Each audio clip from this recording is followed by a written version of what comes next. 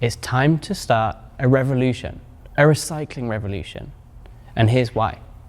But before that, we should probably explore what the problem is with recycling, if we actually need it, and see why it hasn't been solved before. First, what does recycling really mean? It has so many meanings, it's difficult to know. Basically, it's broken down into three: closed-loop recycling, upcycling, and downcycling. The difference?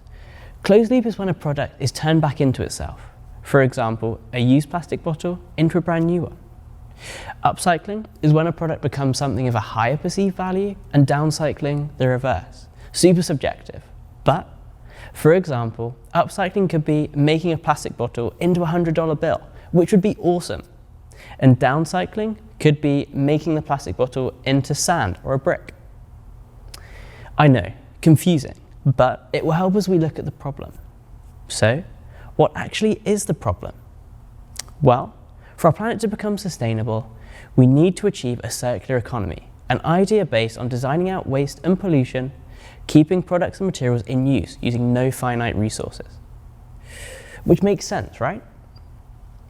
You see, recycling is a way to achieve this, but the problem is your recycling isn't recycled. Well, most of it. As we saw from the Environmental Protection Agency's report in 2017, only 27% of what you put in the recycling bin is recycled. And of that, only 6% is closed-loop recycled. What happens to the other 73% that's not recycled? It's typically landfilled, dumped, or burned. That's right, the service we have little choice to pay for, hidden in our taxes, doesn't work. Could you tell me how much you pay for your recycling? I couldn't. And that's not the only problem. Some recycling collection services stopped, and many struggled during the pandemic.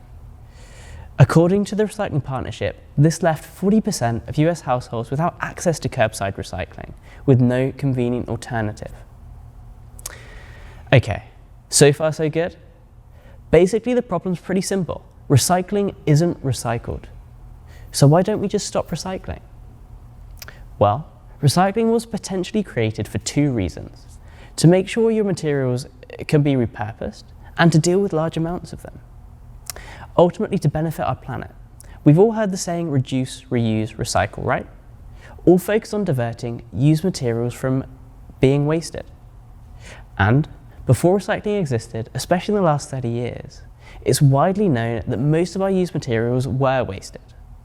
We'd simply mine the materials, make them into new products, and once we were done with them, send them somewhere we didn't know about or have to think about anymore. Which obviously leads to the need for more raw materials, which has devastating effects on our planet. Which leads to more manufacturing and subsequently more wasted used materials. Which means we get caught in a vicious cycle called the single-use economy, clearly creating huge and irreversible damage to our planet.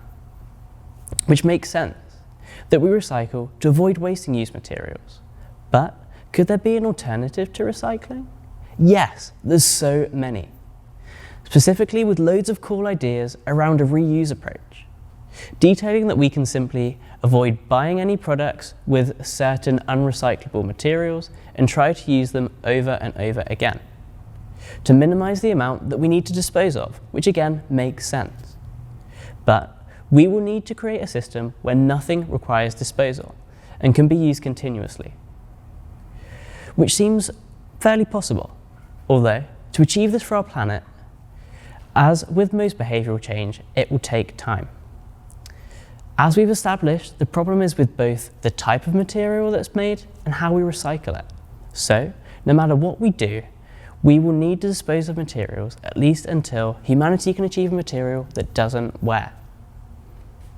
So, maybe we need to fix the recycling system first and behaviour later, or at least both at the same time. So recycling, if done properly, seems to make a load of sense. As we can see, it happens for a reason and needs to be successful for our species to become sustainable and achieve a circular economy. But why hasn't it been solved already? Well, firstly because the problem's difficult. Your recycling isn't recycled, mostly because it has to be very pure to sell for a profit. You see, when you mix all of your materials in the bin, the current sole aim is to separate them again, to make the materials valuable enough to sell. You see, in recycling, purity equals maximized cash and environmental value, which again makes sense, because the more closer it is to virgin material, the better. And as you can imagine, currently, recycling isn't recycled when it's cheaper to dump than actually recycle and sell, which sucks. And it really sucks. But to achieve this purity is super difficult, especially with the current centralized approach, where your recycling is sent to a sorting facility and then sent to multiple other factories to increase the quality and purity. But where is the large amount of material that is lost at all stages of the supply chain? It goes and we don't see it again. See, with every process the cost increases, which means a lower profit and a higher chance of disposal and extra pollution from transport. In this example, there's so many unneeded steps that it becomes so hard to fix. So as you can see, the solution is not easy. But why can't recycling change? 2 reasons: competition and lack of accountability. Competition, simply because for you to receive a recycling service, local municipalities will typically provide a contract on behalf of the residents to a recycling company, which could be dictated by the company that will build the biggest facilities or provide the largest financial investment to the region. These contracts are typically long and make competition in the area difficult, arguably limiting innovation. Secondly, lack of accountability. Whose fault is the recycling problem anyway?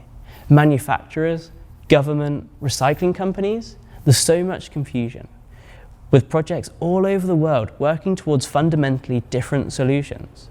And this is the problem, because nobody can agree how or even if they are possible in the current process. And sometimes the blame can even fall on consumers. Overall, making it so difficult to change anything, ever. So what can we do? Simple. Let's change the narrative, the industry, the competition. Let's start a recycling revolution. Let's make it competitive for companies to earn your recycling.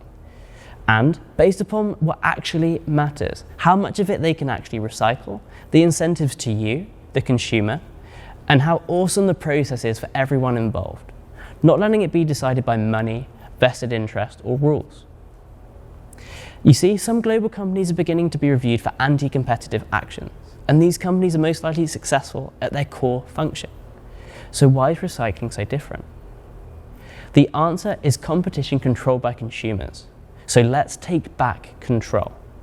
It's time to decide where our used materials go, who they go to, and what happens to them. Your used materials are valuable, and they aren't being treated like that. Could we possibly replace the words waste and trash with valuable products if companies will have to compete and market to consumers, trying to prove they can handle their recycling?